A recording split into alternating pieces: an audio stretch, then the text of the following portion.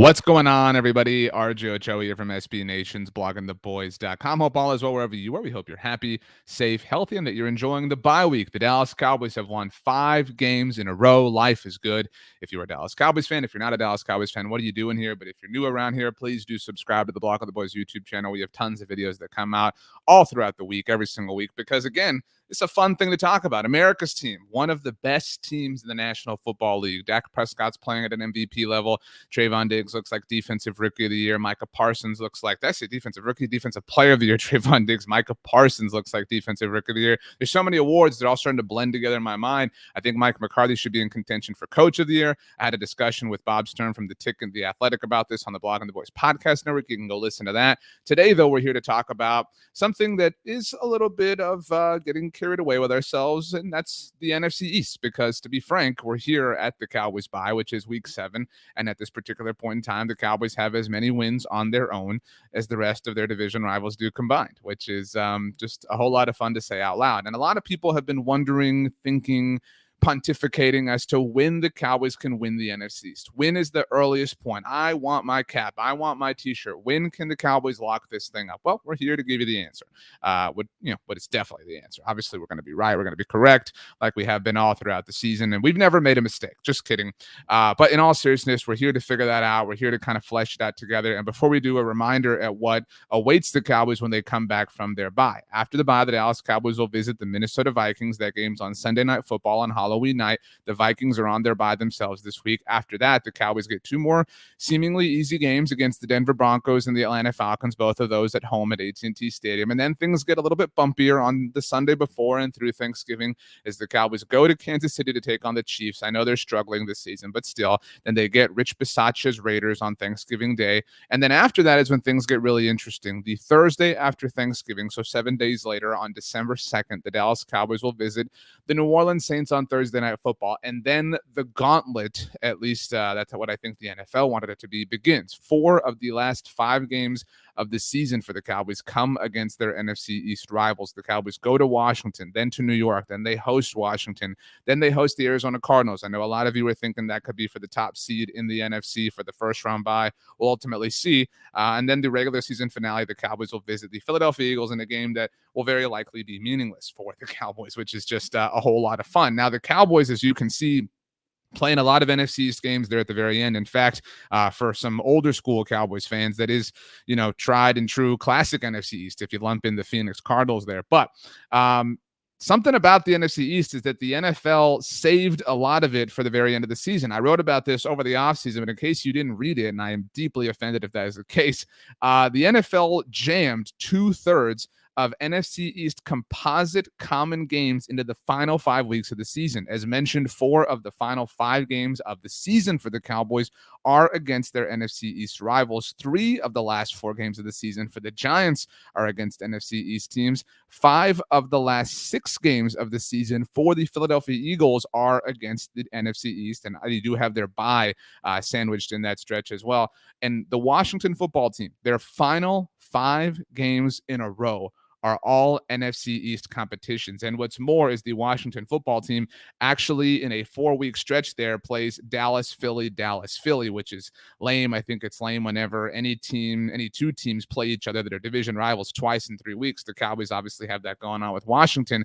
But, the NFL clearly believes that the NFC East is something that does well when it comes to television. And I think in the NFL's wildest dreams, they wanted this to be a division that rebounded as a whole from last year and therefore offered some, intriguing matchups they could put, in big spotlights, big windows, obviously on primetime, et cetera, and benefit from. But that's just not the way this season is shaking out, which is what we're here today to discuss. Now, Blogging the Boys' own Aiden Davis was kind enough to do the research for us on this particular data point. Aiden is fantastic. You can follow him on Twitter at Aiden1214.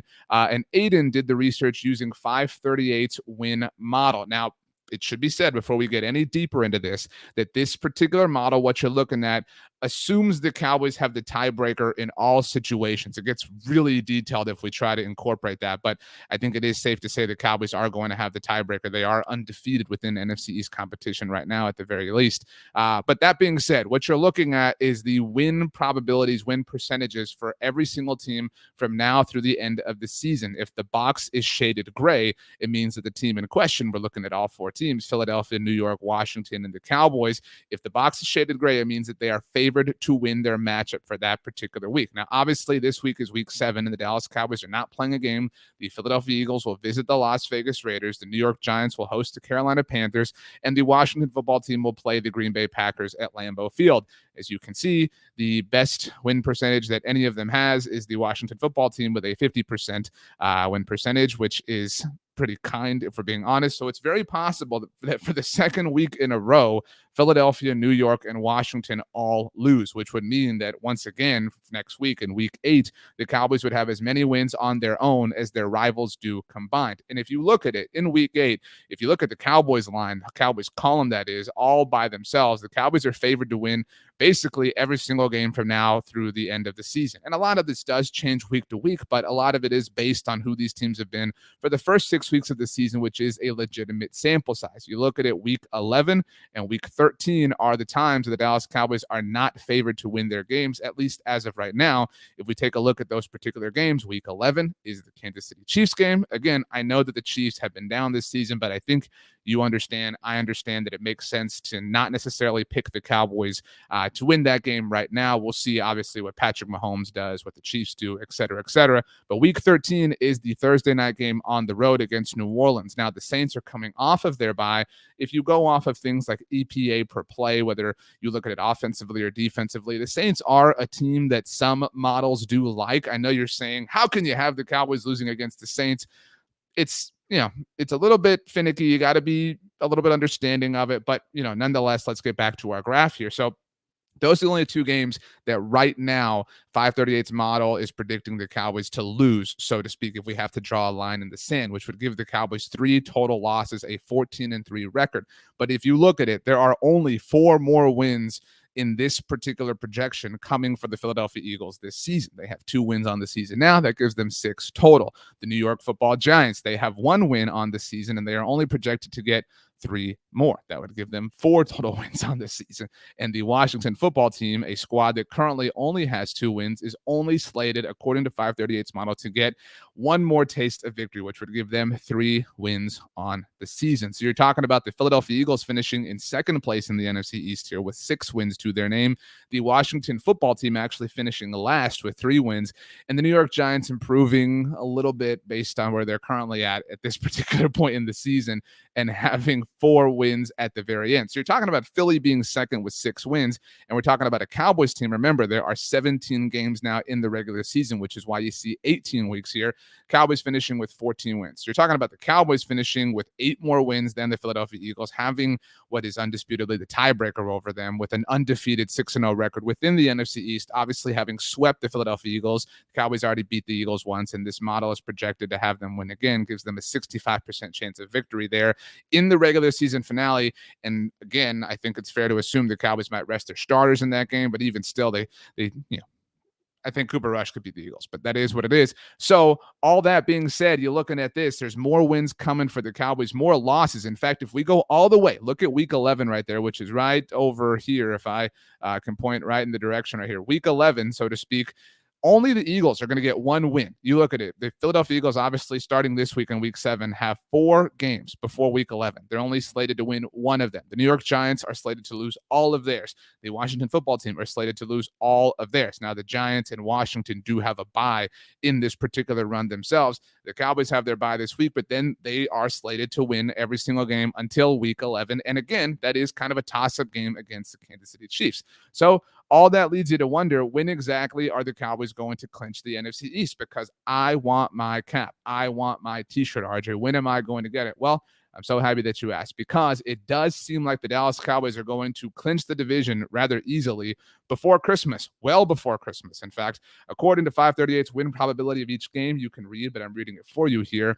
The likelihood that the Cowboys clinch the division is the highest, is the largest in week 14. Now you can see it kind of diminish as the weeks go on. That would assume, radical, wild, crazy things are happening for the Cowboys, that they're losing games, the other division teams are winning them, etc. But week 14 gives the Cowboys almost a 35% chance of securing the NFC East. And I know that you have bigger goals in mind. You want the Cowboys to do more, to win more than the NFC East. That's not anything that anybody is denying. But the purpose of today's conversation was to figure out when the NFC East can be won by the Dallas Cowboys. So week 14 does appear to be the answer. Obviously, we won't know that for now about almost 2 months from now. But week 14, if we take a look at it once again, put our schedule up here, that is the game on the road against the Washington football team. And it's no coincidence that this game against Washington is the next NFC East game for the Cowboys. I mentioned it. They've already played 2.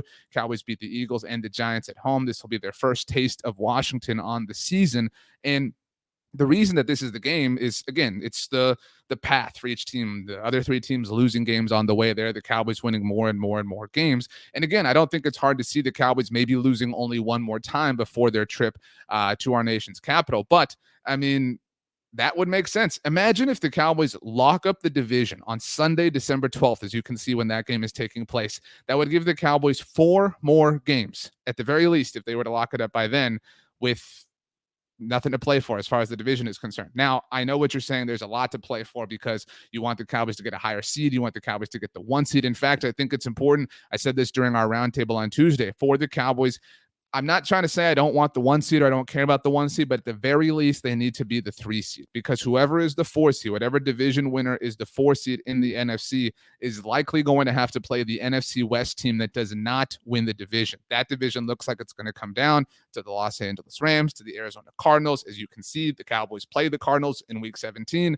I don't want anything to do with playing that team in the wild card round of the playoffs if the Cowboys do not get the bye. So I hope some other team, some other division winner, whether that's the Green Bay Packers or the Tampa Bay Buccaneers, I hope that one of those teams have to deal with the Cardinals or the Rams in the wild card round of the playoffs, while the Cowboys deal with, I don't know, say it's the Saints, say it's the Bears if they squeak in, say it's maybe if the Seahawks manage to get hot after Russell Wilson comes back, something like that. But it's a much better draw than playing the Rams or the Cardinals, at least at this point in time, which, again, everything we're discussing, everything we're dealing with, all of the data, all of the analysis is based on the first 6 weeks of the season. But again, that is a very large sample size to draw some conclusions off of. But again, week 14 looks like the optimum time for the Cowboys to win the NFC East. Think about that. That's crazy. If the Cowboys could ultimately have this thing done, taken care of by week 14. And that does assume for some certain things to happen in favor of their division rivals. If we put this back up and take another look here, this is the wrong graphic. Let's see here. Let's get this back up here.